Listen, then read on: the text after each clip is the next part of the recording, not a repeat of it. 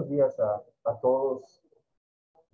Eh, me da mucho gusto estar con ustedes para compartir uno de los temas vitales para cualquier servicio de urgencias y en general de cualquier hospital, y que nos ayuda a un mejor funcionamiento, sobre todo por la alta demanda que ya sabemos que existe actualmente en los servicios de salud, que a veces supera nuestras capacidades, a veces no solo económicas, sino inclusive de personal.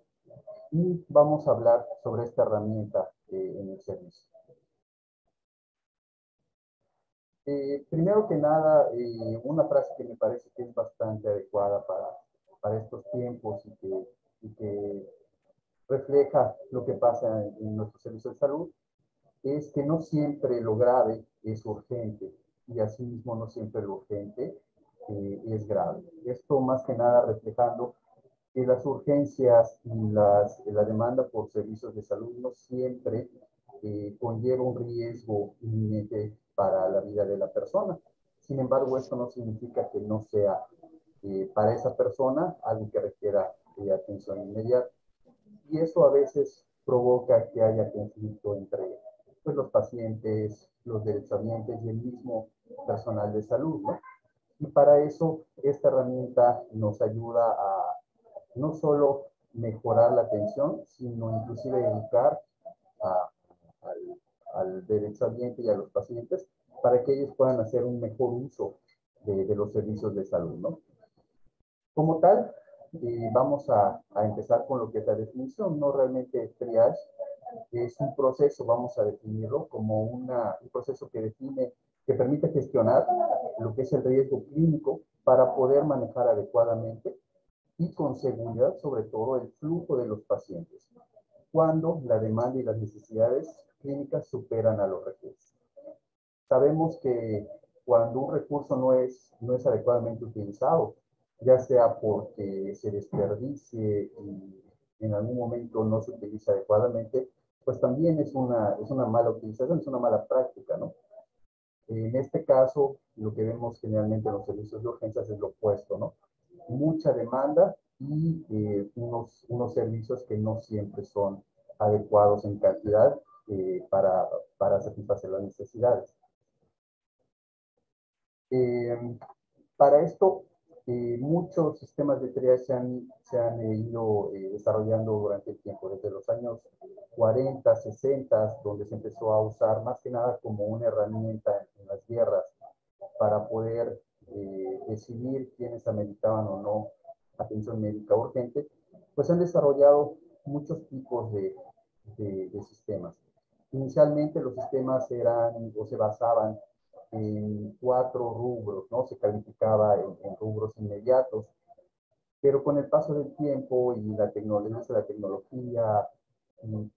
y las diferentes patologías que los pacientes presentan, ha requerido obviamente una adaptación y eso es importante, ¿no? Que el triage es una herramienta que debe de adaptarse a las necesidades de cada hospital y no siempre todos los modelos son aplicables a todos los hospitales. A partir del siglo pasado, por ahí de 1990, 1993, hubo un cambio en los sistemas de triage, en donde ya se estandarizó un sistema basado en 5 niveles, ya estructurado, o sea, ya realmente que pueda ser aplicable a todas las personas que acuden a un servicio de urgencia. Y como tal, esta herramienta pues requiere de ciertas características. Que sea fácil, definitivamente, que sea sencillo de aplicarse para todos los pacientes, que pueda ser práctico, obviamente, y en el caso particular que pueda tener un valor predictivo sobre el estado del paciente. En particular, son 3 prácticamente los predictivos que nosotros valoramos en esta herramienta, que es la gravedad del paciente para saber qué nivel de gravedad tiene y qué prioridad se le va a dar, inclusive sobre la evolución que el paciente puede tener en un servicio de urgencias, ya que esto, dependiendo del tipo de triage y el tipo de urgencia que nosotros califiquemos, pues nosotros podemos pronosticar el tipo de recursos que va a utilizar. Hay pacientes que pueden presentar una urgencia mayor, que obviamente pone en riesgo la vida, y son aquellos que requieren una mayor utilización de recursos, mayor estancia hospitalaria, mayor personal a su cargo para su vigilancia, y que en algún momento nos sirve para evaluar el desempeño tanto del hospital, de las áreas, como inclusive de las necesidades que requerimos para brindar una atención adecuada. Asimismo, lo que es el triage tiene varias funciones, o es una herramienta que si bien la podemos ver como una atención en el servicio de urgencias, pues prácticamente puede ser usada para muchas otras cosas, ¿no? Primero, identificar al paciente que está en una situación de riesgo vital, ¿de acuerdo? Para saber, obviamente, quién requiere una atención inmediata.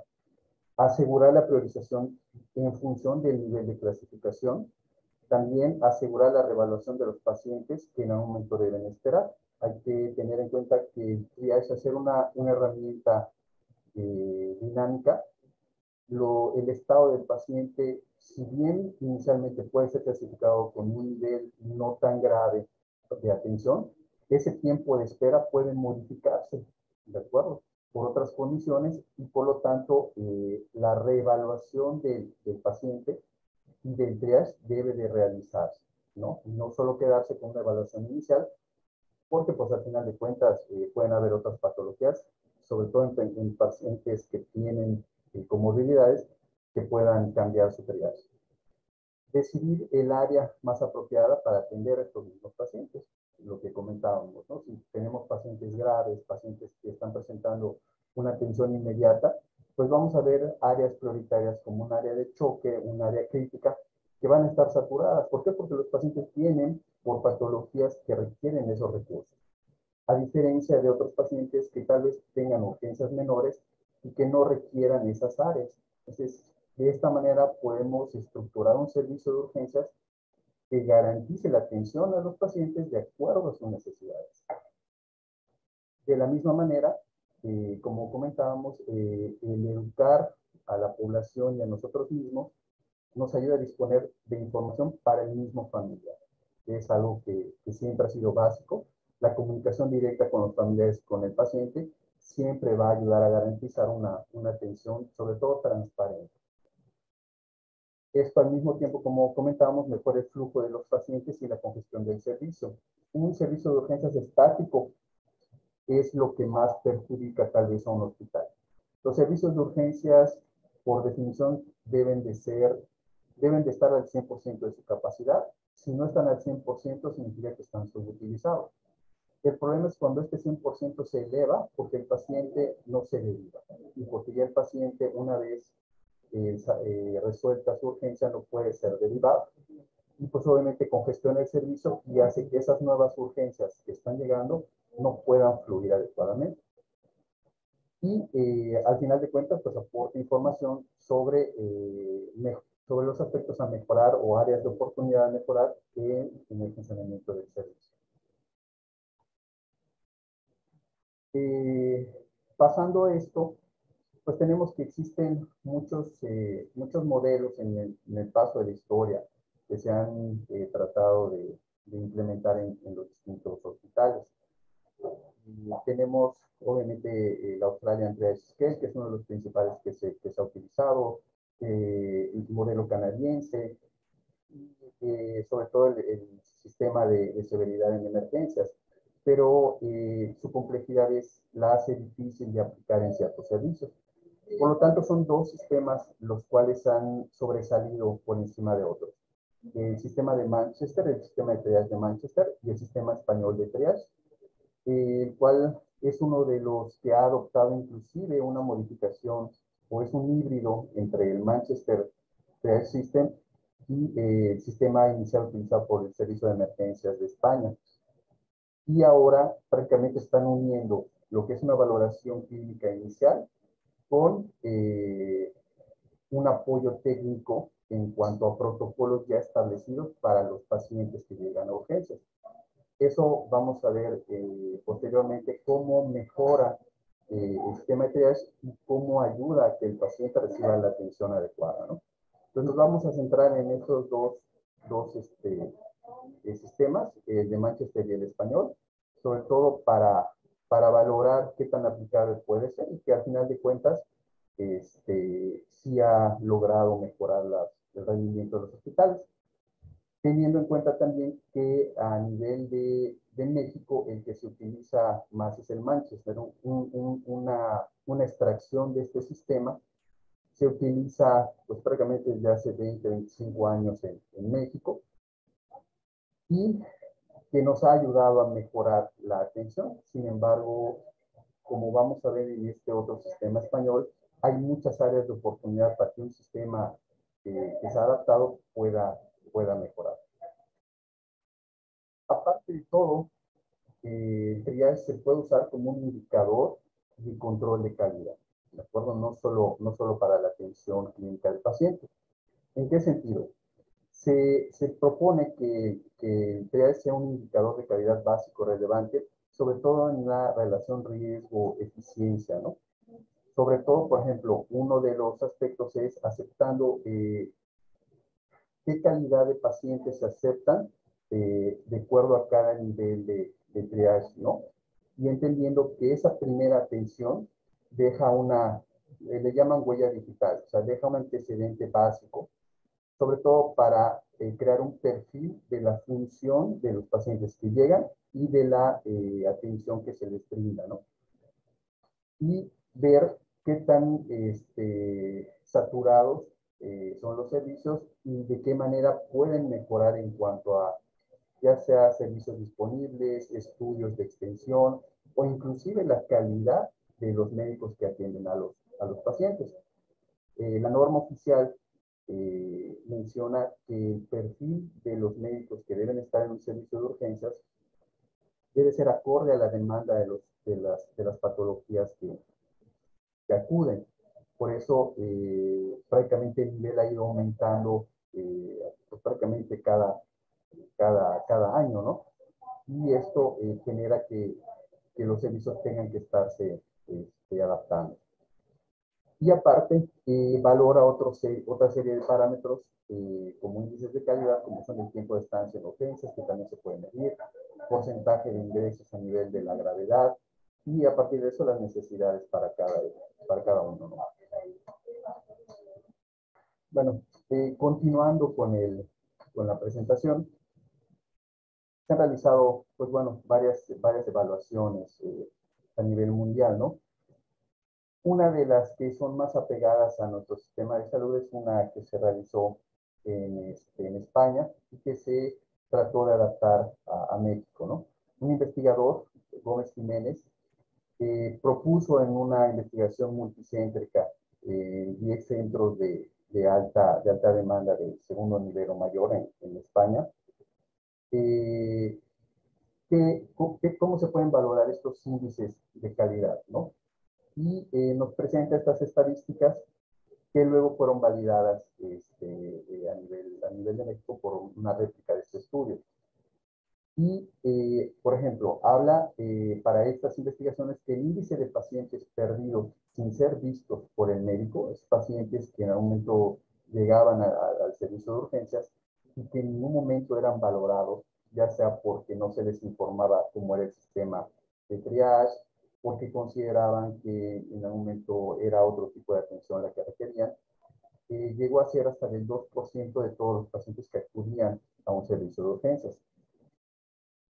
Y este 2% englobaba a todos los pacientes, pero se dio cuenta que pasaban dos cosas, que habían pacientes que se perdían porque en el momento en que llegaban o se les derivaba un sistema de triage, no acudían, o sea, prácticamente se iban de la unidad, y aquellos pacientes que se les hacía un triage y antes de ser valorados por el médico no acudían.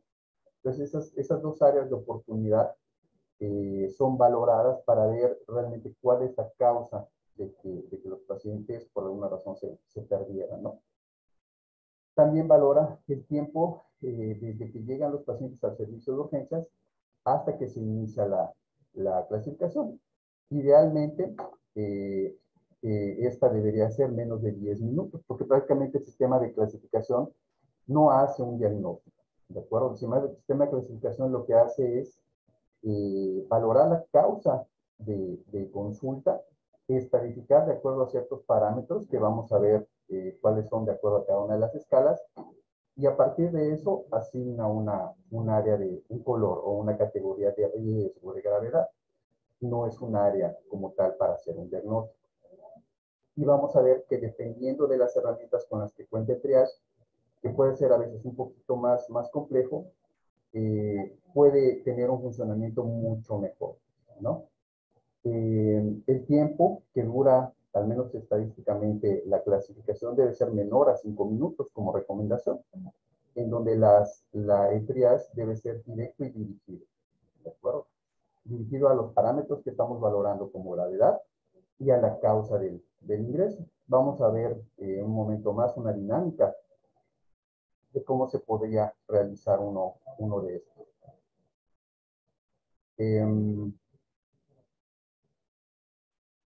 Y tiempo de espera para ser valorado, ¿no? Establecido dependiendo de cada uno de los niveles y ver que se cumplan los tiempos en los que se deben de valorar a los pacientes de acuerdo a la estadificación del riesgo, ¿no? Sobre todo en la revaloración, ¿no? Hay pacientes que pueden ser valorados inicialmente con un nivel de triage no urgente, o al menos con una urgencia no calificada, pero que al revalorarlos, cuando pase el tiempo de esa valoración que no se realizó, puede ser que su nivel de triage se vuelva un poquito más grave, ¿no? Por eso la revaloración del triage sí existe y es aplicable, ¿no? Una de las preguntas que más se hace, ¿quién debe estar a cargo del sistema de triage, ¿no? Al final de cuentas, el profesional de la salud que esté capacitado es el que debe ser quien realice el triage. Esta capacitación pues prácticamente la puede llevar un personal de salud que tenga prácticamente una formación completa. Típicamente, prácticamente a nivel mundial, enfermería es quien se ha encargado de hacer este sistema de triage pues, prácticamente universal. Obviamente, al ser capacitados, estos sistemas de triage han cumplido de manera adecuada su función, pero el debate ha surgido sobre si el triage debe ser solamente realizado por personal de enfermería, si debe ser asistido por un médico, en dado caso que haya complejidad en el caso, o si debe ser realizado solo por el médico. Y estadísticamente a nivel mundial, prácticamente es el personal de enfermería quien prácticamente ha realizado el sistema de triage de la mejor manera, con o sin ayuda del facultativo, ¿no? Y pues esto habla de la adecuada y de la sobresaliente función del personal de enfermería. Hay algunos estudios, y esto está documentado, que incluyen que este triage de enfermería con apoyo médico es el más eficiente actualmente. Y que el triage de enfermería aislado, sobre todo en casos que son urgencias complicadas y de alta demanda, sí se benefician por el asesoramiento médico. Y es aquí donde existe un nuevo sistema de triage que habla sobre un triage avanzado. Este triage avanzado no solo es aplicable, sino que se está realizando en unidades de primer mundo. Estamos hablando de España, estamos hablando de Suiza, estamos hablando de, por ejemplo, Europa y sobre todo en Estados Unidos, Canadá, en donde tenemos un sistema en donde el enfermero como tal, de acuerdo a la urgencia y a una capacitación adecuada, es capaz no solo de clasificar, sino de iniciar un tratamiento en el momento del paciente para tratarlo, ¿no? Así como sabemos que en otros niveles de sistemas de salud, los paramédicos, desde que van a atender a un paciente a su domicilio o en el traslado, también son capaces de proporcionar un tratamiento inicial y que en muchas ocasiones hay que estar conscientes que sí cambia el pronóstico del paciente, sobre todo en ciertas patologías. Prácticamente los pacientes con infarto, ya prácticamente los paramédicos y enfermeros, inclusive tú, realizan trombolisis en las ambulancias, inician un tratamiento como tal, inicial con un soporte vital básico y mejora mucho el pronóstico del paciente. Desgraciadamente, pues todavía hay mucho rezago a nivel de México en cuanto a llegar a este nivel de medicina, pero pues al final de cuentas es algo aplicable, o sea, sabemos que se realiza y pues tenemos pues que aspirar a ese tipo de medicina, ¿no? Y algo que queda ahí como un asterisco pendiente, que es el triage pediátrico. Como tal, los sistemas de triage que les comenté hace rato y que vamos a ver ahorita, realmente no son como tal aplicables a pacientes pediátricos. Son y están hechos y están diseñados para aplicar en pacientes adultos. Y hay bases fisiológicas y hay bases legales que, en cuanto a estadística, pues hacen que no podamos simplemente transpolar uno de estos triajes. Aquí les comparto esto. Son adaptaciones a los triajes, de triage a los pediátricos que han demostrado validez, pero las diferencias clínicas entre ambas poblaciones hace que no sea 100% aplicable. Primero, porque se ha visto que hay un menor grado de urgencia, o sea, hay un mayor porcentaje de pacientes que llegan en niveles 4 o 5, que vamos a ver que no son, son urgencias, vamos a llamar, sentidas. Segundo, que el nivel 1, en pacientes pediátricos, se concentra más que nada en los niños que son menores. Hablamos de lactantes, recién nacidos, eh, prácticamente escolares tal vez, ¿de acuerdo? Y pues obviamente esto hace un sesgo en la aplicación de las herramientas anteriores. Hay una menor complejidad para un mismo nivel de urgencia. Prácticamente se habla que prácticamente las causas de atención en los pacientes pediátricos realmente no son muchas, ¿no? En cuanto a una urgencia. Entonces, prácticamente derivar en otro tipo de herramientas, pues solo aumentaría el tiempo de triage. Hay menor tiempo de estancia, generalmente no consumen tantos recursos como un adulto y su índice de ingreso pues prácticamente es menor, ¿no? Segundo, que ellos pues tienen una preponderancia de los procesos infecciosos y febriles. Ya el simple hecho de tener un proceso infeccioso o febril los cataloga en un nivel distinto que un paciente adulto con fiebre, un paciente pediátrico recién nacido con fiebre persistente o con inclusive otro tipo de datos como deshidratación, pues prácticamente por sí solo son datos de gravedad que en un adulto pues no lo serían. Y lo que comentaba, que las 10 categorías prácticamente sintomáticas más frecuentes en los niños, pues prácticamente engloban la mayoría de las causas de ingreso a pediatría, a diferencia de los adultos, que vamos a ver en uno de los sistemas de triage, que prácticamente pueden haber desde 50 hasta casi 400 causas de consulta, cada una con su nivel de gravedad. Entonces, sí no es transpolable los sistemas.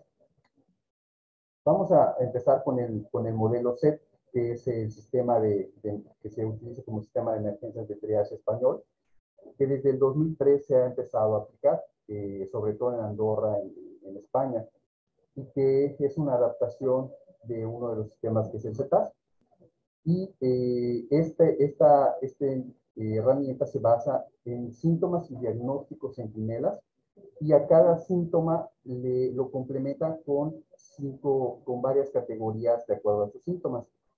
Y ciertos que se llaman discriminantes clave, que son signos o síntomas que aumentan o disminuyen la gravedad del paciente, independientemente de la causa por la cual llegó.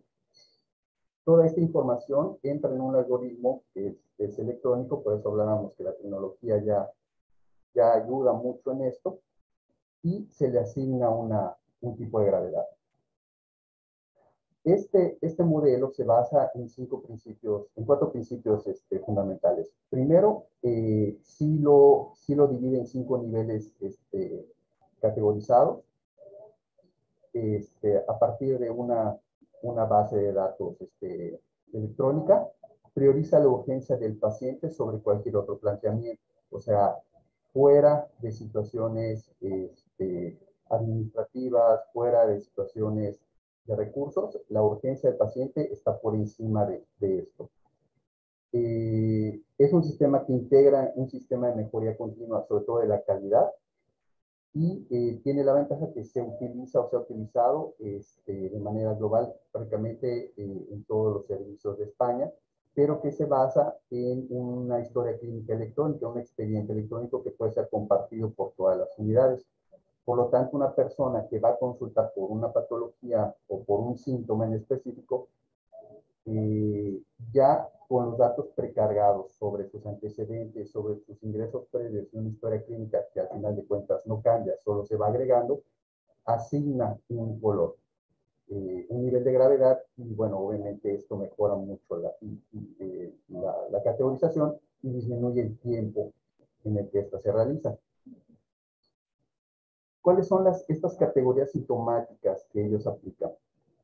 Como tal, es un conjunto de síntomas o de síndromes que se interpretan a partir del motivo de consulta del paciente.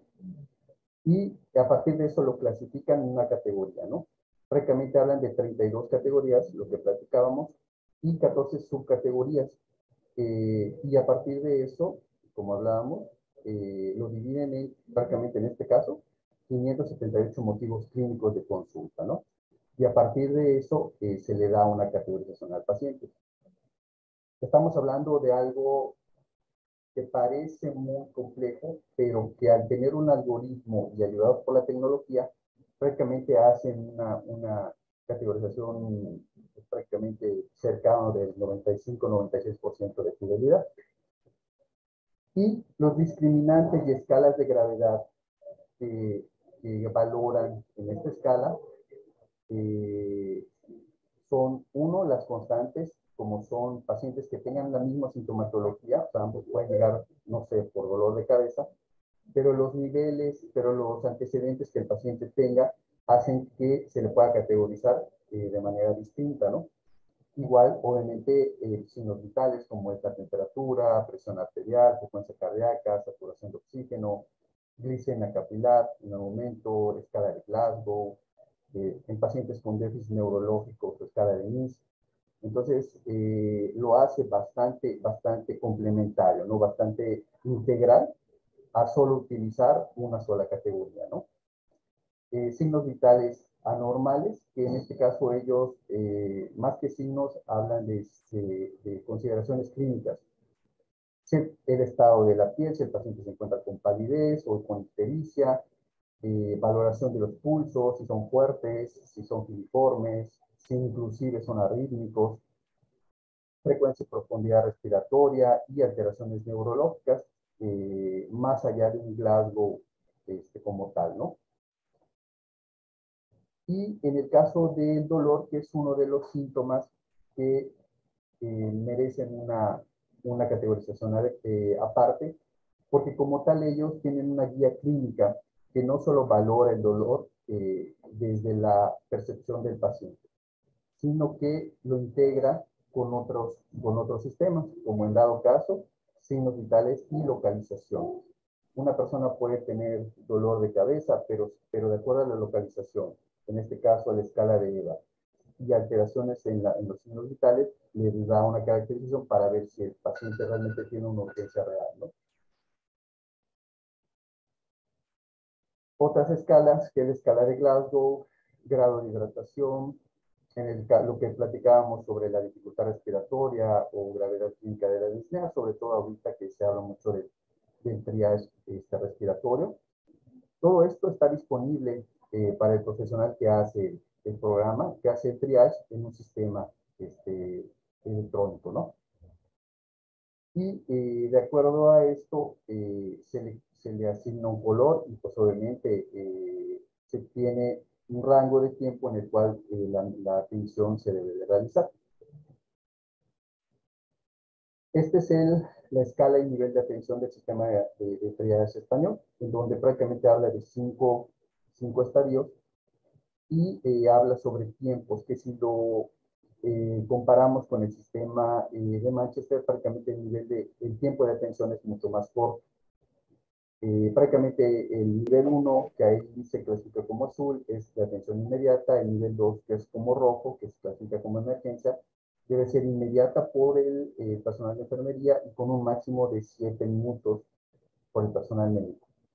Y el 3, el 4 y el 5 hablan como una dilatación del tiempo de atención de 30, 45 y 60 minutos, en el entendimiento que cada vez, si es que se llega a dar el caso, que se supere el tiempo de atención, se debe de hacer un nuevo triage para valorar si el paciente continúa en adecuadas condiciones o si su triage ya ha cambiado de nivel a algo mucho más urgente.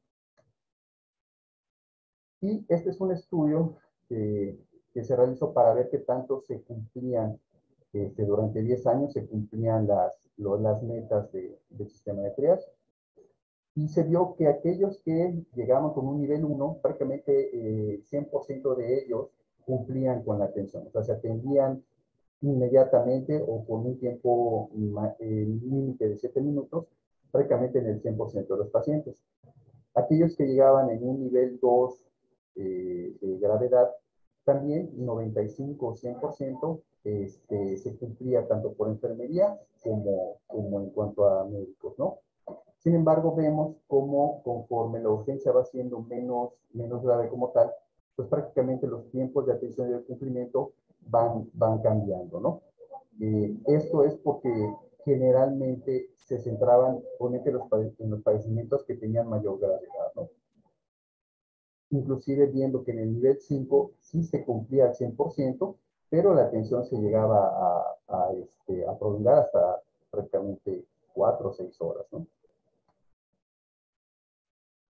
Que es el que nosotros utilizamos prácticamente a nivel de México y a nivel estatal, que es el sistema de triage, pues desde 1994 se está utilizando, pero ha ido cambiando, ¿no?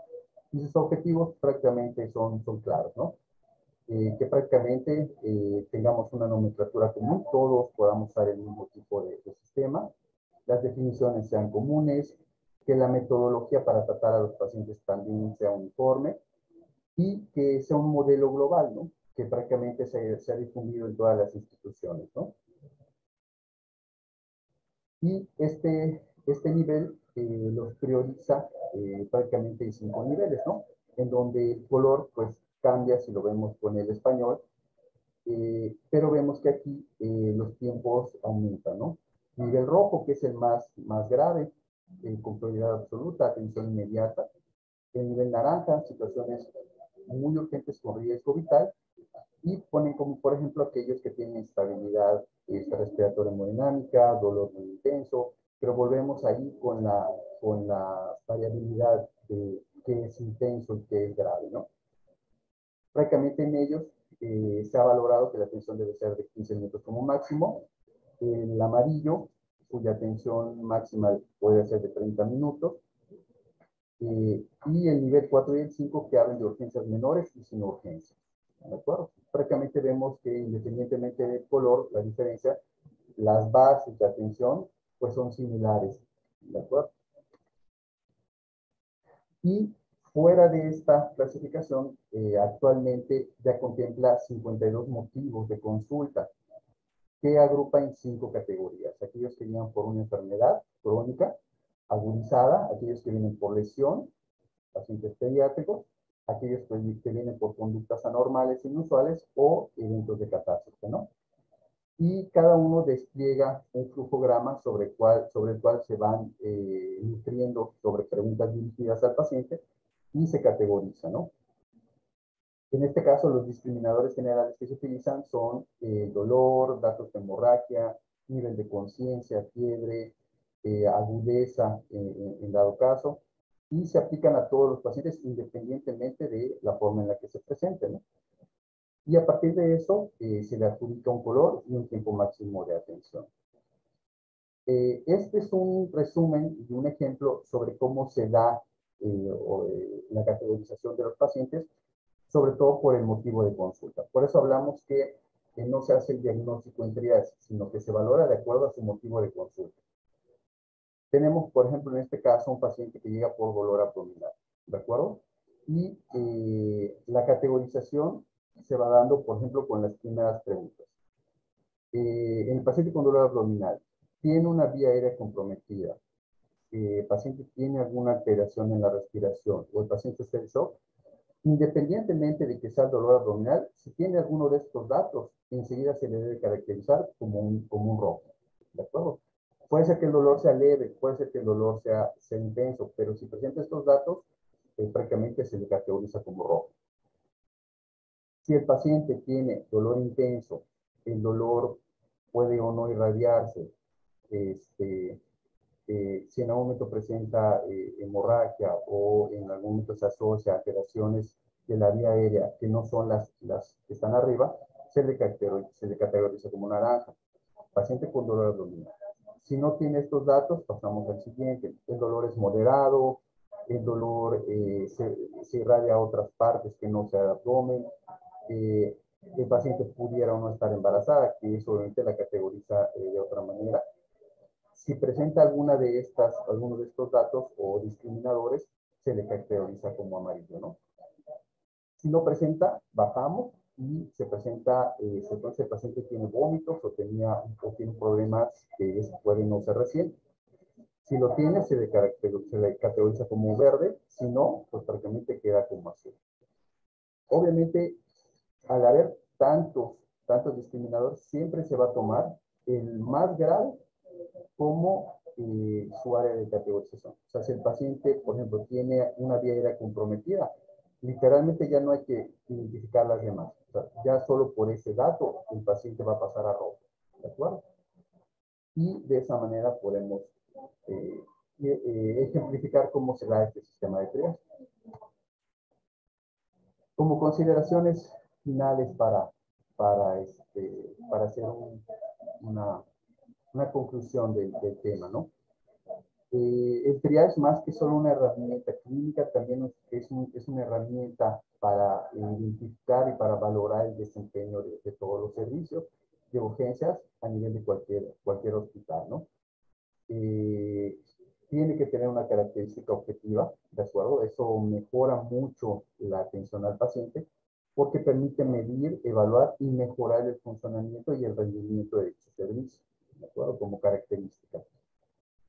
Los actuales sistemas de triage son, afortunadamente, ya prácticamente en todo el mundo, son estructurados y se basan en escalas fundamentadas en esas decisiones objetivas y en estos parámetros que antes mencionamos, y que ya muchos están apoyándose en algoritmos prefabricados para cada tipo de paciente con sistemas informativos. Pues, más que nada porque la información que pueda aportarse en el sistema de triaje de un paciente ya conocido mejora mucho su atención y permite que al mismo tiempo podamos ajustar la demanda de atención y de personal requerido, ¿no?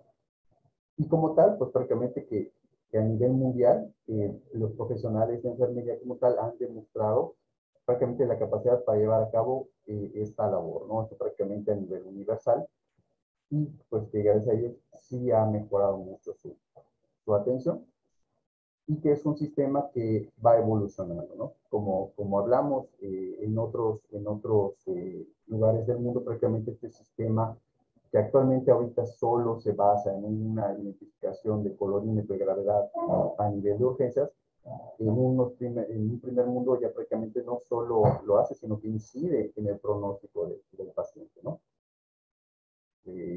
Pues, por mi parte sería todo y pues les agradezco mucho su atención. Pues muy buenos días.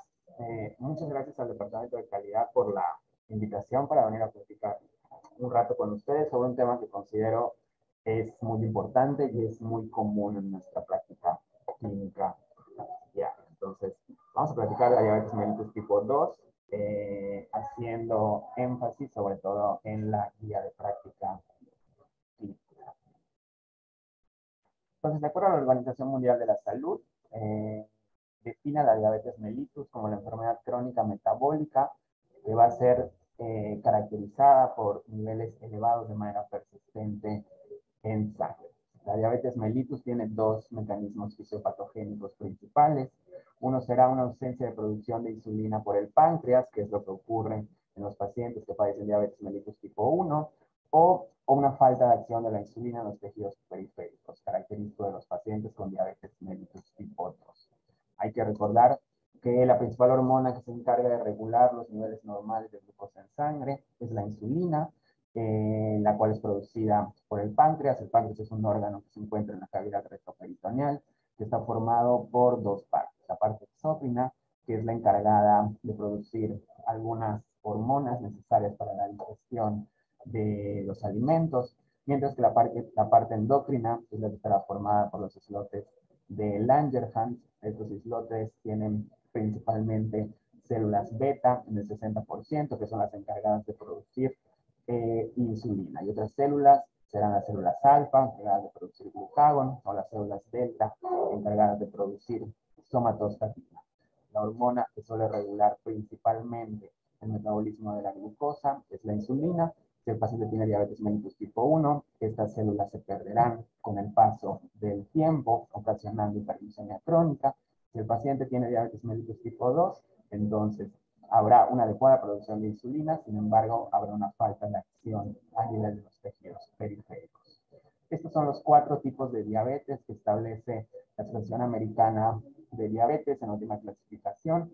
Vemos cómo la tipo 1 se producirá por una destrucción progresiva de las células beta, tipo de diabetes característico en la población pediátrica, donde existe un fondo autoinmune. Mientras que la tipo 2 se originará debido a nuestros malos hábitos de alimentación, debido a nuestra falta de actividad física. La ganancia excesiva de peso ocasiona una resistencia periférica a la acción de la insulina. Existen otros tipos de diabetes que también son muy característicos en nuestra población, defectos genéticos a nivel de la célula beta. Existe la diabetes también por medicamentos. Tenemos muchos pacientes con enfermedades crónicas que utilizan glucocorticoides, que utilizan incluso medicamentos antihipertensivos que incluso pueden ocasionar diabetes, y en general cualquier afección a nivel pancreático, ya sea un tumor, una inflamación como la pancreatitis, también ocasiona mayor riesgo de diabetes mellitus secundaria. Desde luego, el cuarto tipo es la diabetes mellitus gestacional, toda diabetes que se diagnostica después de las 24 semanas de gestación, pues será gestacional, por lo tanto, el producto, el feto o el recién nacido corre mayor riesgo de alteraciones al momento del nacimiento. Hoy vamos a enfocarnos principalmente en la diabetes mellitus tipo 2 y en la guía de práctica clínica. Como les comenté, los principales factores de riesgo para que una persona presente diabetes tipo 2 será la obesidad, la ganancia exagerada de peso y también la predisposición genética. Son los dos principales factores de riesgo que contribuyen a que esta enfermedad sea muy frecuente en nuestra población. Los adultos, en el 90% de los casos, tendrán este tipo de diabetes. Sin embargo, también tenemos adultos que pueden presentar diabetes mellitus tipo 1, que como comentábamos es una enfermedad de fondo autoinmune. En los niños la proporción es al revés. La mayoría presentarán diabetes mellitus tipo 1 y solo el 15% diabetes mellitus tipo 2. Aunque ahora con la epidemia de obesidad infantil, pues ya es cada vez más frecuente encontrar los niños que tienen diabetes mellitus por un exceso de peso, que será clasificada como diabetes tipo 2. Algunas diferencias en la diabetes, como le dije, los adultos es más frecuente la tipo 2, pocos de ellos debutarán con cetoacidosis al diagnóstico, diferente a lo que ocurre en pediatría, donde la mayoría de los niños tendrán diabetes mellitus tipo 1 y hasta el 50% debutarán con cetoacidosis, que como sabemos es una complicación aguda de la diabetes que pone en riesgo la vida. Los niños, si es diabetes tipo 1, el único medicamento que podemos ofrecerles es la insulina, diferente a lo que ocurre cuando la diabetes es tipo 2, donde tenemos una amplia variedad de medicamentos que podemos utilizar. Las dosis de insulina en adultos generalmente son mucho más bajas que en población pediátrica y por lo tanto las complicaciones derivadas del uso de insulinas pues suelen ser menores. el pico de prevalencia en niños suele ser la adolescencia, diferente a lo que ocurre en los adultos cuando es una diabetes mellitus tipo 2. A mayor edad se pierde mayor cantidad de células beta del páncreas, por eso el principal grupo etario para presentarlos son después de los 30 años, incluso después de los 60 años. Como les decía, el tratamiento por vía oral solo está indicado cuando el paciente tiene diabetes mellitus tipo 2. El tiempo de educación en diabetes, en el caso de adultos, por ser tratamiento por vía oral, no requieren tanta educación en cuanto a aplicación de insulina, porque generalmente la mayoría no va a requerir, aunque en algún punto de su enfermedad puede requerirla, y también el tiempo de educación en complicaciones en los adultos es alto porque la mayoría de ellos tendrán durante algún punto en la historia natural de su enfermedad retinopatía, nefropatía o neuropatía, que son complicaciones muy frecuentes cuando la diabetes es tipo 2. ¿Cuál es la importancia de esta enfermedad? Sabemos que en el mundo existen por lo menos 463 millones de personas que viven con diabetes y hay aproximadamente 4.2 millones de muertes por esta enfermedad. La diabetes mellitus tipo 2 es la principal causa de enfermedad cardiovascular, con una prevalencia de hasta el 32% en las personas que viven con diabetes. La enfermedad renal crónica se presentará hasta en un tercio de los pacientes. De hecho, la principal causa de nefropatía en los adultos es la enfermedad renal secundaria, un descontrol de la diabetes mellitus. También es la principal causa de ceguera en todo el mundo, con una prevalencia del 35%, y también es la principal causa de amputaciones no traumáticas. Otro punto importante es el riesgo de desarrollar cánceres. Todas las personas que tienen diabetes mellitus tipo 2, al tener niveles elevados de insulina en sangre, la replicación celular suele ser mayor en estas personas, lo cual puede favorecer a procesos oncológicos. En el caso de mujeres, pacientes que tienen diabetes mellitus tipo 2 igual tendrán mayor frecuencia de cáncer de mama, de cáncer de colon, mientras que los varones con diabetes mellitus tipo 2, principalmente cuando no hay un adecuado control de la enfermedad, también tienen cierta predisposición a presentar cánceres, principalmente de colon, de páncreas y también de hígado. La COVID-19, desde luego, ha afectado de manera importante a todas las personas que viven con esta enfermedad, sobre todo cuando sabemos que la diabetes mellitus es un factor de riesgo importante que incrementa la morbilidad y la mortalidad por esta enfermedad.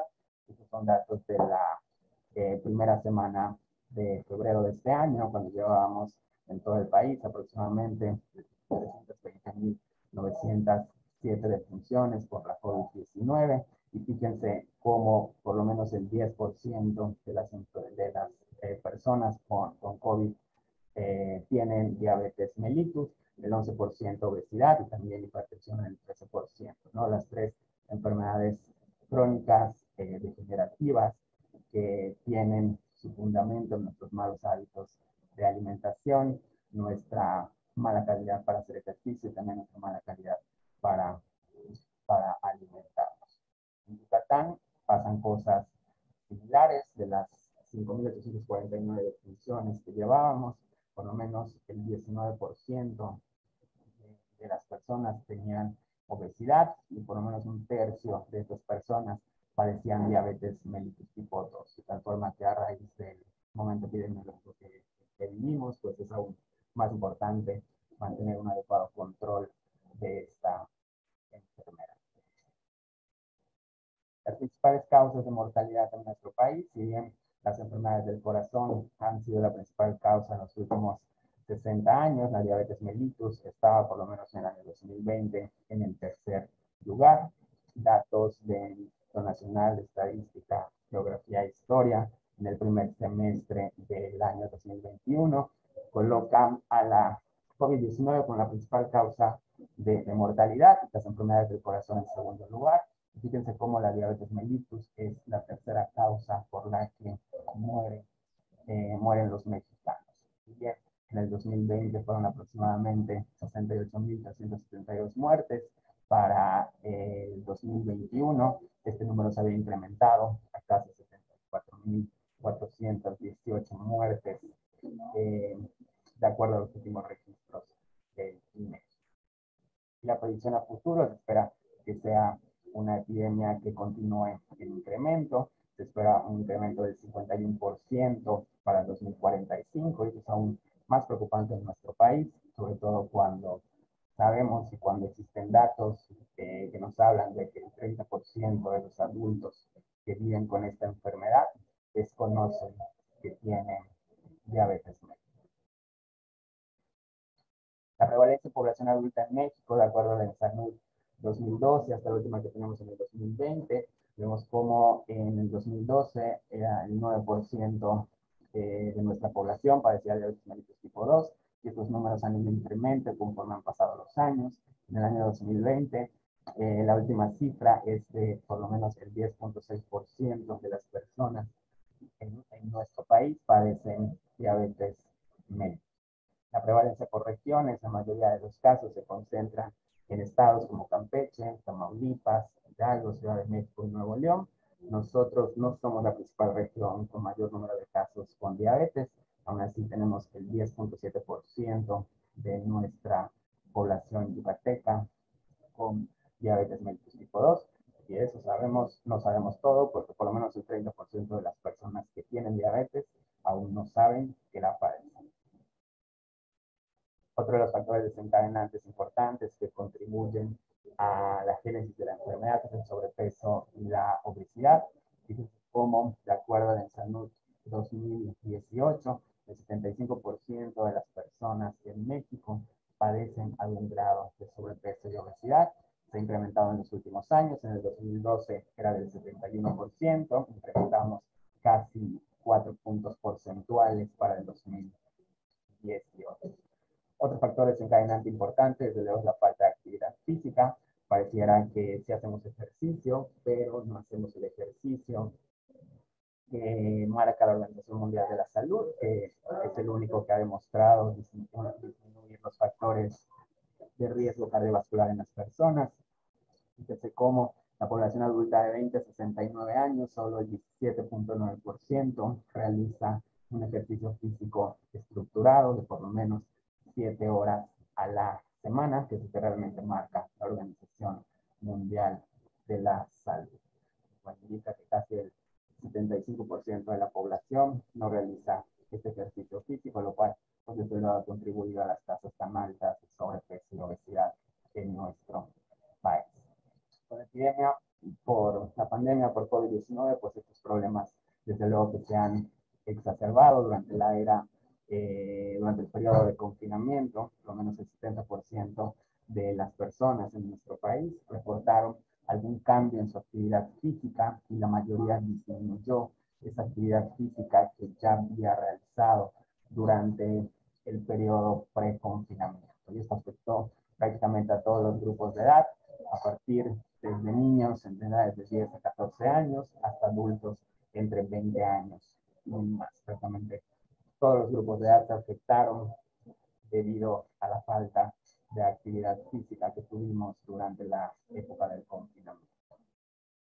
Otro de los factores desencadenantes, desde luego, se llama la alimentación. En México continuamos con la transición nutricional, dejamos de consumir alimentos ricos en nutrientes y ahora consumimos alimentos densamente energéticos. Esto no solamente es confinado a los adultos, niños en edades desde el año de edad, fíjense la frecuencia en cuanto al consumo de bebidas no lácteas endulzadas. Casi el 83% de los niños consumen estas bebidas, que sabemos que son densamente energéticas y muy bajas en nutrientes.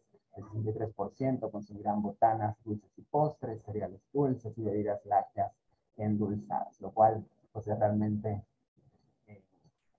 preocupante, ya que muchos de los hábitos de alimentación se establecen durante los primeros años de vida. Si el niño come mal durante esta etapa, lo más probable es que se convierta en un adulto con malos hábitos de alimentación. De tal forma que el camino hacia la diabetes mellitus tipo 2 pues es uno solo. Si la persona tiene la predisposición genética, nosotros como latinos, como hispanos, tenemos y se ha descrito un mayor número de genes que nos predisponen aparecer sobrepeso, aparecer obesidad y aparecer todas las complicaciones derivadas de esto. Que a esto le sumamos algunos factores ambientales, como el hecho de que somos individuos sedentarios, que no hacemos ejercicio de manera regular, tenemos una mala alimentación desde la edad pediátrica, consumimos alimentos altamente, densamente energéticos y muy bajos en cuanto a calidad nutricional, entonces aparecerá el sobrepeso y la obesidad.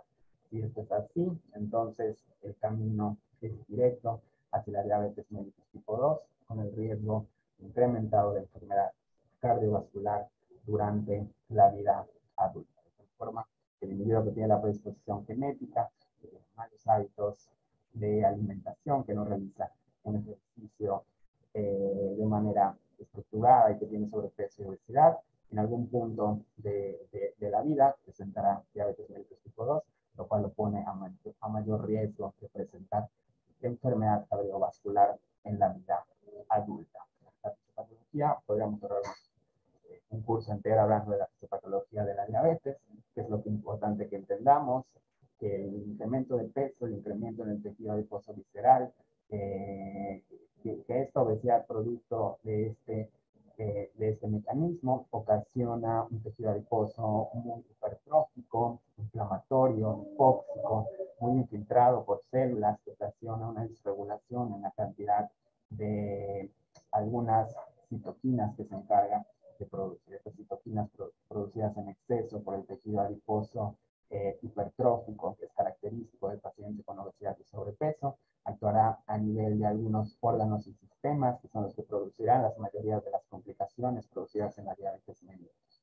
Este exceso de adipoquinas o de citocinas producidas por un tejido adiposo disregulado actuará a nivel muscular, por lo tanto, no habrá una adecuada sensibilidad a la insulina en el músculo y habrá hiperglucemia. Este exceso de adipoquinas y este exceso de ácidos grasos líquidos en el cuerpo de una persona obesa se depositarán en algún lado y principalmente lo hacen a nivel hepático, ocasionando esteatosis hepática, que también es una complicación muy frecuente de las personas con obesidad y diabetes. Si la insulina es resistente, si la insulina no actúa de manera adecuada a nivel hepático, entonces aumentará la producción de glucosa a nivel del hígado, que empezará con hiperglucemia. Primero presentará diabetes, no hay un adecuado control, evolucionará a una diabetes mellitus tipo 2, justamente ese exceso de grasa depositada a nivel hepático, se empezará a producir triglicéridos, de tal forma que son características muy frecuentes en la población con diabetes mellitus tipo 2, hígado graso, resistencia a la insulina, hipertrigliceridemia, y todo pareciera que tiene su origen en tejido adiposo en exceso, que es característico de una persona con sobrepeso y con obesidad.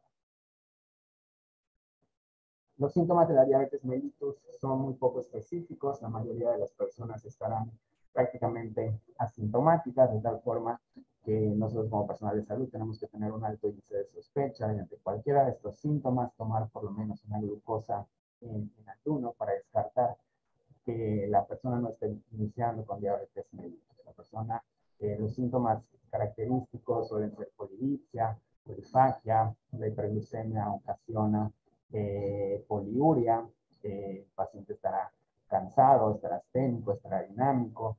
Se han descrito también alteraciones nerviosas periféricas por esta hiperglucemia. Incluso en las etapas iniciales de la enfermedad habrá entumecimiento de extremidades. El paciente con diabetes también tiene alteraciones del sistema inmunitario, lo cual lo predispone a infecciones principalmente micóticas en piel. Habrá un retraso en la cicatrización de heridas y también en fases agudas de la enfermedad, visión borrosa. De tal forma que cualquiera de estos síntomas, en cualquier familiar, en cualquier persona que acuda a nosotros a consulta, pues hay que tomar por lo menos una glucosa en ayuno para descartar que el paciente no presente diabetes. Como les digo, en general los síntomas son muy inespecíficos, la mayoría de las personas estarán por lo menos asintomáticas al inicio de la enfermedad. Existen muchas guías de manejo, guías americanas, guías estadounidenses, guías en pacientes pediátricos, con la que vamos a trabajar el día de hoy, y quiero tocar algunos puntos importantes, que es nuestra guía de práctica clínica. La última actualización que tenemos es la del año 2018 sobre el diagnóstico y tratamiento farmacológico de la diabetes mellitus tipo 2 en el primer nivel de atención. Hice también una guía pediátrica en el año 2015 también, que debe ser aplicable para el primer nivel de atención. Y vamos a enfocarnos en la actualización del 2018. ¿En quiénes buscar la diabetes mellitus tipo 2? Como les dije, más del 60% de los pacientes serán asintomáticos, de tal forma que tenemos que tener un alto índice de sospecha. Cualquier adulto que tenga un índice de masa corporal mayor a 25, con uno o más de los siguientes factores de riesgo, será indicativo de tomar por lo menos una glucosa en ayuno para descartar que no tenga diabetes. Cualquier persona que tenga índice masa corporal mayor a 25 o que tenga sobrepeso más antecedente en algún familiar de primer grado de tener diabetes mellitus tipo 2, que pertenece a la raza latina, afroamericana, asiáticos o nativos americanos, que tengan antecedente de enfermedad cardiovascular, enfermedad vascular cerebral, que sea hipertenso, que tenga hipertrigliceridemia o niveles de colesterol HDL bajos, o que presente síndrome de ovarios poliquísticos, irregularidades principalmente menstruales, hirsutismo, enfermedad de quistes en el ovario. Igual es una enfermedad que tiene un fondo de resistencia a la insulina muy importante. Cualquier individuo que sea sedentario o que presente acantosis nigricans, como sabemos es la coloración negra de hiperkeratosis que ocurre a nivel del cuello, a nivel de las axilas, es un dato clínico de la resistencia a la insulina, y estará indicado tomar una glucosa en ayuno. ¿Con qué frecuencia? Cada 3 años por lo menos, nos dice la Asociación Americana de Diabetes. Si la primera está normal, entonces podemos repetirla dentro de 3 años. Y incluso por la alta prevalencia de la enfermedad en todo el mundo, la Asociación Americana de Diabetes recomienda que aunque el individuo tenga un peso normal, no tenga ningún antecedente de diabetes o no tenga ninguna de las complicaciones que les acabo de mencionar, aún así estará indicado realizar estudios para ver si no tiene diabetes. Entonces, cualquier persona con uno o más factores de riesgo o en cualquier persona a partir de los 35 años, independiente de los factores. La guía de práctica clínica para diabetes tipo 2 nos dice que debemos aplicar la puntuación finlandesa de riesgo de diabetes, que si bien se creó en Finlandia, tiene una adaptación para población latinoamericana, evalúa 8 características, 8 apartados. De acuerdo al puntaje, se establece el riesgo que tiene una persona de padecer diabetes mellitus tipo 2 en los próximos 10 años. Esta escala establece que si el puntaje es mayor a 12, entonces está indicado tomar una química sanguínea en ayuno para descartar que no se tenga esta enfermedad. Tiene algunos, son los 8 puntos que establece, es una prueba de tamizaje muy fácil de realizar. Toma en cuenta la edad del paciente, a mayor edad, mayor cantidad de puntos, porque el paciente tiene mayor riesgo de presentar la enfermedad. Toma en cuenta el índice de masa corporal, el perímetro abdominal, que establece puntos de corte tanto para hombres y para mujeres. También toma en cuenta algunos factores ambientales que comentábamos, como la cantidad de ejercicio al día, la frecuencia en el consumo de frutas, verduras y hortalizas. Si evalúa también si el paciente le han recetado alguna vez medicamentos contra la hipertensión arterial, y si le han detectado alguna vez niveles altos de glucosa en sangre, y desde luego los antecedentes familiares de diabetes mellitus también se evalúan. De acuerdo a esto, establecemos un puntaje. Si el puntaje es más de 12 puntos, entonces el riesgo es del 17% en los próximos 10 años, con lo cual indica que tenemos que realizar una química sanguínea en ayuno. La teoría de práctica clínica nos dice que esta prueba puede ser efectiva para tamizar a los pacientes adultos. En el caso del paciente pediátrico es muy similar. Cualquier adolescente o cualquier niño que tenga un índice de masa mayor al percentil 85 de acuerdo a su edad, que tenga uno o más de los siguientes criterios, ya sean antecedentes familiares que pertenecen a un grupo étnico de alto riesgo, que tengan un dato clínico de resistencia a la insulina, como la acantosis que comentamos, que tenga hipertensión arterial, dislipidemia, ovarios poliquísticos, o que la madre durante el embarazo tuviera antecedentes de diabetes gestacional, entonces también está indicado realizar estudios adicionales para descartar que no presente diabetes mellitus tipo 2. Tal forma que son tres categorías: el individuo que tiene una glucosa normal en sangre, la persona que tiene prediabetes. La prediabetes es un estadio intermedio entre los que tienen glucosa normal en sangre y personas que tienen niveles de glucosa diagnósticos de diabetes o de plano tener diabetes mellitus. Cualquier persona con los factores de riesgo que acabamos de comentar, podemos realizarle la glucosa en ayuno o niveles séricos de hemoglobina glucosilada, una carga de glucosa oral.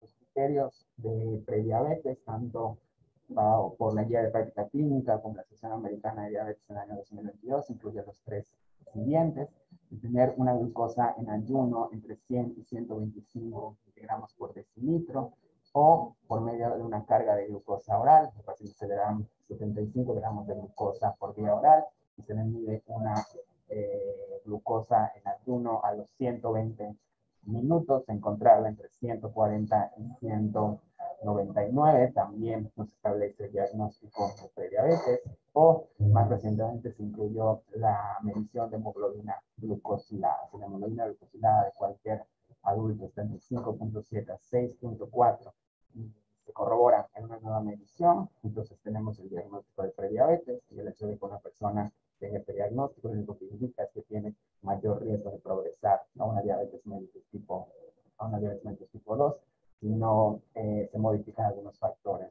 como la falta de actividad física, disminución de peso, mejoría de la nutrición, etc. Entonces, son los criterios para el diagnóstico de prediabetes. No se necesitan los tres, con uno que el paciente cumple, que sea verificado por una nueva medición, prácticamente es diagnóstico de este estadio de la enfermedad. La guía de práctica clínica nos recomienda prácticamente lo mismo. Cualquier persona con una glucemia en ayunas menos de 100 es perfectamente normal. Si está entre 100 y 126 se considera alterada, que es prediabetes, y idealmente se debe realizar una curva de tolerancia a la glucosa si el paciente tiene demasiados factores de riesgo para descartar que no tenga diabetes mellitus tipo 2. En general, lo que una prueba no detecta, probablemente lo detecte la otra. Si el individuo tiene una glucemia en ayuno normal, pero es obeso, es hipertenso, tiene los antecedentes familiares, entonces hay que realizar una hemoglobina glucosilada y una curva de tolerancia a la glucosa oral en ese mismo paciente para ver que el paciente realmente no tenga la enfermedad. Y el diagnóstico de diabetes se establece cuando encontramos una glucosa en ayuno mayor a 126, o realizamos una carga de glucosa y los niveles son mayores a 200 a las 2 horas, o tener una hemoglobina glucosilada mayor a 6.5%, o cualquier persona que en el momento en que se le tome, independientemente del momento del ayuno, tenga niveles de glucosa mayores a 200 miligramos y que aparte tenga los síntomas que comentábamos: polidipsia, polifagia, poliuria. En general, los primeros tres deben corroborarse con una nueva medición, idealmente 3 semanas de haber hecho la primera. Si la glucosa en plasma está más de 200, entonces no deben corroborarse, prácticamente solo se hace el diagnóstico de diabetes y hay que iniciar el tratamiento. Algunas ventajas de las pruebas diagnósticas: en general, las tres pruebas están disponibles en la mayoría de las instituciones públicas de salud de nuestro país. La ventaja de la glucosa oral en ayuno, que es un poco más económica respecto a realizar una curva de tolerancia o una hemoglobina glucosilada. La ventaja de la hemoglobina glucosilada es que no necesita ayuno, como la prueba de tolerancia a la glucosa oral o la glucosa oral en ayuno. En general, las tres diagnostican con bastante sensibilidad y especificidad la diabetes. ¿Cuál debemos utilizar? La que nosotros tengamos en nuestro alcance, en nuestro centro de salud. Los objetivos de tratamiento son múltiples. Hablar de tratamiento no nos podría llevar prácticamente una sesión aparte, entonces solamente les voy a comentar algunos puntos importantes. Es importante la monitorización continua de la glucosa para saber si nuestro tratamiento está bien llevado. El pilar fundamental, desde luego, será la educación en diabetes. El paciente tiene que conocer su enfermedad y tiene que conocer la importancia del apego, ya sea el tratamiento con medicamentos por vía oral o el apego al tratamiento con insulina. Debe realizar, desde luego, una actividad física y tener y de manera ideal tener una dinámica familiar y el apoyo psicológico tanto por toda su familia como por el personal de salud para que el paciente pueda lograr un adecuado control glucémico, que al final es el objetivo del tratamiento, mantener los niveles normales de glucosa con el fin de evitar las complicaciones agudas y crónicas de la enfermedad. Desgraciadamente la diabetes mellitus tipo 2 nunca viene sola, siempre viene alguna otra complicación, ya sea hipertensión, hígado graso, dislipidemia. Entonces no solamente tratar la glucosa del paciente, también debemos de tratar la hipertensión, debemos tratar el hígado graso, debemos tratar los problemas con los triglicéridos, con el colesterol, si también los presenta. Y para esto, desde luego, la educación en diabetes es fundamental. Y, por supuesto, la base del tratamiento siempre va a ser modificar los estilos de vida. Los objetivos glucémicos, podemos decir que la enfermedad está bien controlada o el control metabólico es adecuado cuando la persona ya tiene diagnóstico de diabetes durante su seguimiento, mantiene niveles de hemoglobina glucosilada menores del 7%, el seguimiento se hace cada 3 meses de estos pacientes, encontrar niveles de hemoglobina menos del 7%, nos establece un adecuado control y nuestra guía de práctica clínica nos dice lo mismo, aparte del control glucémico, debemos tratar de controlar el resto de comorbilidades que tenga el paciente, ya sea hipertensión, hígado graso, dislipidemia o nefropatía, que como vimos, hasta un tercio de las personas con diabetes mellitus tipo 2 pueden tener algún problema renal por la diabetes. Luego el tratamiento, aparte de la educación en diabetes, aparte de los cambios en el estilo de vida, incluye luego la pérdida de peso. Es importante mantener al paciente siempre motivado. Uno de los objetivos principales es que el paciente logre perder peso, porque vimos que el 95% de los diabéticos tipo 2 tendrán algún grado de sobrepeso y obesidad. No se requiere grandes pérdidas de peso para lograr incluso remisiones de la diabetes. La Asociación Americana de Diabetes nos dice que logremos una pérdida de peso mayor al 7% por medio de la dieta y de la actividad física regular puede ser muy beneficioso para el control glucémico. En general, la guía nos recomienda mantener un nivel alto de actividad con el fin de reducir la mortalidad de la enfermedad. Y las recomendaciones, por lo menos por ejemplo, pediátrica que nos hace la guía, de 5 a 17 años, por lo menos 60 minutos al día de actividad física pueden ser muy beneficiosas en estos pacientes. Los beneficios del ejercicio, desde luego, van más allá de la pérdida de peso, disminuye el porcentaje de grasa, mejora la resistencia a la insulina, disminuye la prevalencia de hígado graso y, por supuesto, mejora el riesgo cardiovascular. Un paciente con diabetes que hace ejercicio tendrá niveles mucho menores de hemoglobina glucosilada comparado con alguno que no lo realiza. De tal forma, la realización de actividad física de manera regular siempre debe ser una estrategia que debemos utilizar en la consulta para todo paciente que padece diabetes tipo 2. Fíjense cómo la remisión de la enfermedad puede lograrse con pequeñas pérdidas de peso. No es necesario que el paciente pierda esos 40 o 50 kilos que puede tener extras. Pérdida entre el 10 a 15, más o menos, entre 10 y 15 kilos de peso. Una vez iniciado el tratamiento, podemos lograr remisiones de la diabetes hasta el 46%. Mayor pérdida de peso, mayor probabilidad de que el paciente no necesite hipoglucemiantes orales o no necesite insulina. La pérdida de peso es indispensable en todo paciente que vive con esta enfermedad.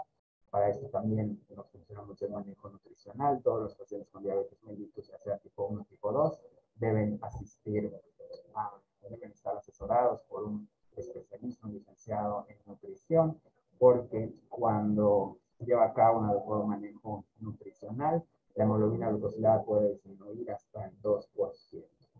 Es importante evaluar en todas las consultas el peso, la talla, el índice de masa corporal del paciente, medir la circunferencia de cintura, que como vimos en sesiones previas es un importante indicador de adiposidad, que también está muy relacionado con el peso cardiovascular que puede tener una persona a largo plazo.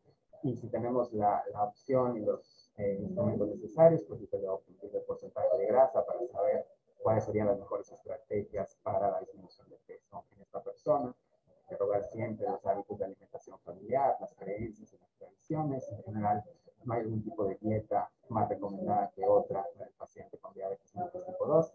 Lo que siempre les digo es la dieta más importante, la que el paciente pueda sostener a largo plazo y la que se adecue tanto a sus creencias, a su ámbito familiar y a su nivel socioeconómico.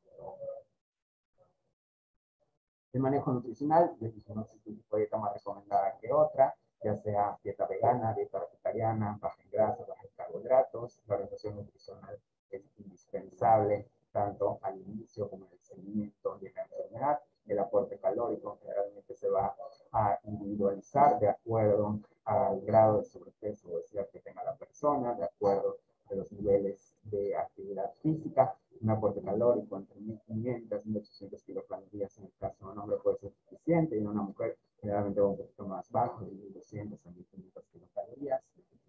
Siempre el plato de la diabetes en lugar del plato del buen comer, pareciera que tiene una mejor distribución de macronutrientes. La mitad del plato deben ser vegetales, un cuarto cereales y un cuarto de proteína, principalmente carne o pescado. Son unas estrategias que podemos utilizar. En general, los licenciados de nutrición tienen muchas más que son muy importantes para lograr un adecuado control. Entonces, el manejo únicamente debe ser con cambios en el estilo de vida, o tenemos que utilizar en la mayoría de los casos medicamentos. La realidad es que el porcentaje de éxito comparando pacientes que utilizan medicamentos a quienes solo se les da una orientación nutricional y recomendaciones de ejercicio es muy baja. La guía de práctica clínica nos recomienda iniciar tratamiento farmacológico, en estos casos con metformina, incluso en pacientes que tengan niveles muy próximos a la meta en cuanto a la hemoglobina glucosilada. La dosis suele titular, se inicia con 425 miligramos al día, que es prácticamente media tableta, y se va titulando de acuerdo al seguimiento.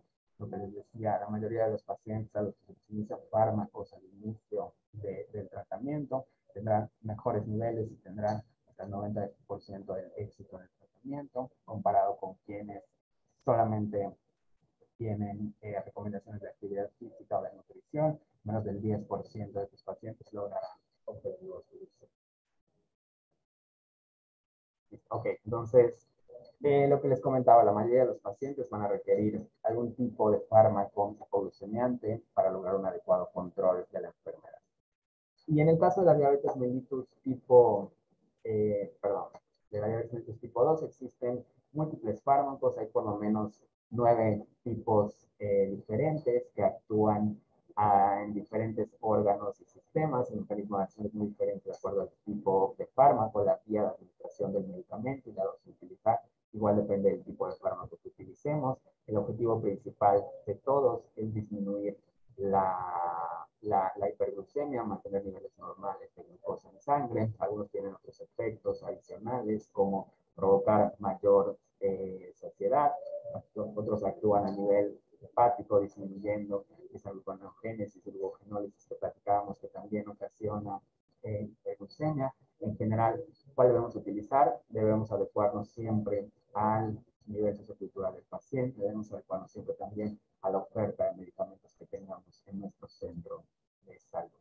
El más utilizado es la metformina. Este medicamento hay en todos lados y por eso la mayoría de las guías, incluso las guías europeas, recomiendan que el medicamento de primera opción debe ser metformina, que está indicado en el adulto a partir del diagnóstico de prediabetes o cuando ya tenga una diabetes mellitus tipo 2 manifiesta.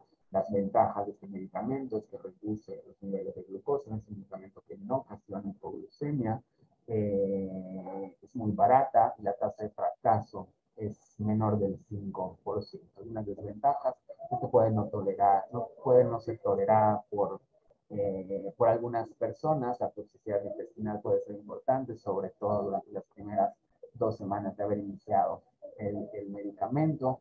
Puede dar un poco de sabor metálico, un poco de diarrea, un poco de flatulencias. La mayoría de los síntomas desaparecerán conforme se continúa el tratamiento, y otros efectos adversos que en general son extremadamente raras, como acidosis láctica, como deficiencias vitamínicas. En general, las ventajas de la metformina siempre serán mucho mayores que las desventajas. Por lo tanto, en nuestro medio, por lo menos, es un medicamento que debemos utilizar siempre de primera línea.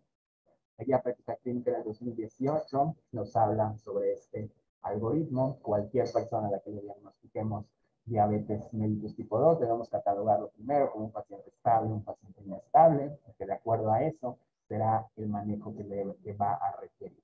Será un paciente inestable, cualquiera que presenta consulta con niveles de hemoglobina glucosilada mayores al 9%, o que tenga una glucosa central, puede ser capilar o central, mayor a 300 miligramos al día.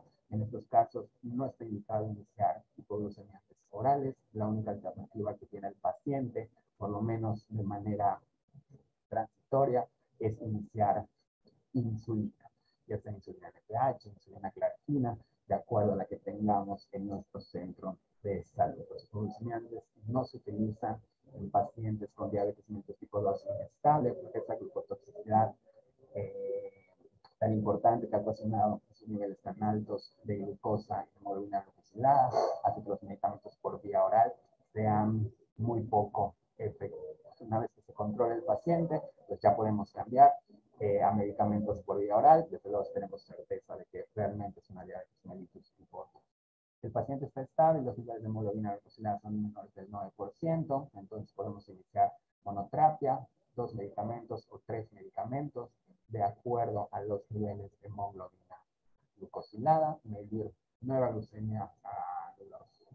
hemoglobina glucosilada a las 12 semanas para poder ajustar nuestro medicamento, incrementar dosis o disminuir dosis de acuerdo a los niveles de hemoglobina que tenga el paciente. Si decidimos iniciar insulina, entonces debemos hacer una titulación muy precisa, por lo menos en pediatría, la mayoría de los pacientes que requieren insulina casi siempre deben ingresarse por el riesgo de hipoglucemia y porque pues, los familiares tienen que tener cierto adiestramiento para la aplicación. En población adulta es un poco más fácil, porque la mayoría pueden estar más familiarizados con la aplicación de una dosis al día. En general se incrementa de acuerdo a los niveles de glucosa.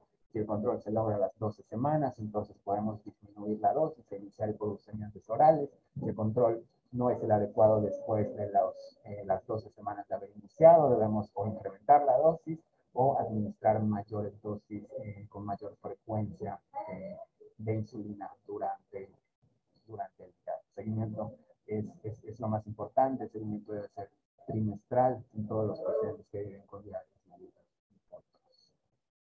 El manejo farmacológico que nos recomienda la Asociación Americana de Diabetes es similar. En este caso debemos estratificar a nuestro paciente, igual, primera línea, todos metformina, más cambios en el estilo de vida, educación en diabetes, educación nutricional y educación en cuanto a actividad física regular.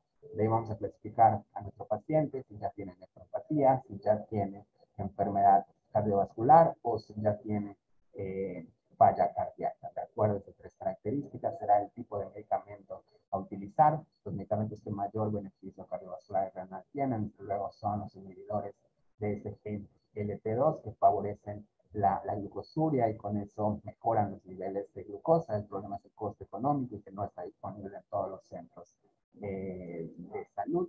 Si el paciente no tiene ninguna comorbilidad, ya iniciamos metformina, ya tiene cambios en el estilo de vida, entonces debemos individualizarlo de acuerdo al riesgo que tenga de hipoglucemia. Es un adulto mayor, si es un adolescente, entonces debemos utilizar fármacos que ocasionen o cuya frecuencia de hipoglucemia sea muy baja, como la que los pongo aquí. Entonces también el problema es el costo del medicamento, entonces debemos utilizar los que tenemos en la mayoría de las secciones de salud, como sulfonilurea, gasolinamidionas, y de acuerdo al control cada 12 semanas, ir ajustando, ir escalando o ir quitando medicamentos.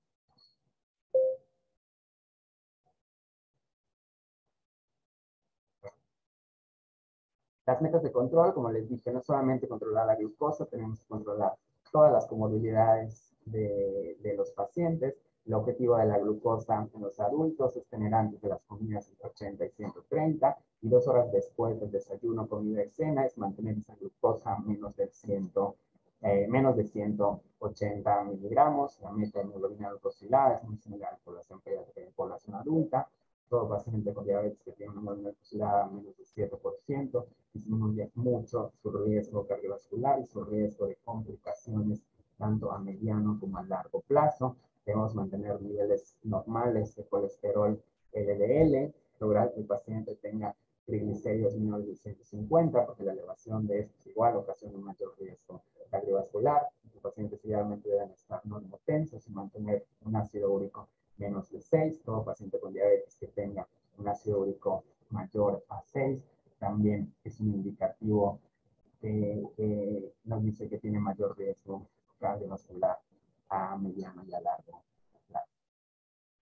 ¿Cómo prevenirla? Aún no lo sabemos del todo, pero lo que sí sabemos, hay mucha evidencia al respecto, es que pareciera que la modificación en los estilos de vida, la disminución del peso, la mejoría de nuestra composición corporal es lo que más ha funcionado.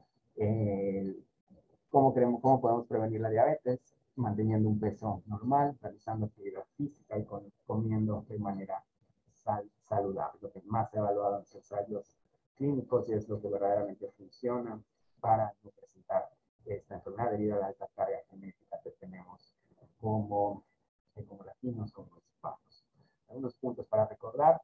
Sabemos que la diabetes se presenta por una combinación de múltiples factores, tanto que factores genéticos como factores ambientales. Existen muchos tipos. En adultos, el 90% serán diabetes mellitus tipo 2 que pueden remitir cuando hay una adecuada pérdida de peso. Los tratamientos son muy eficaces. En general, todos funcionan de manera excelente. Lo único que debemos hacer es titular esas dosis de acuerdo al seguimiento del paciente, independientemente del fármaco que nosotros decidamos utilizar. Los cambios en el estilo de vida siempre serán la piedra principal. Como les dije, 9 de cada 10 casos de diabetes son prevenibles. Enfoquémonos siempre en mantener adecuados hábitos de salud.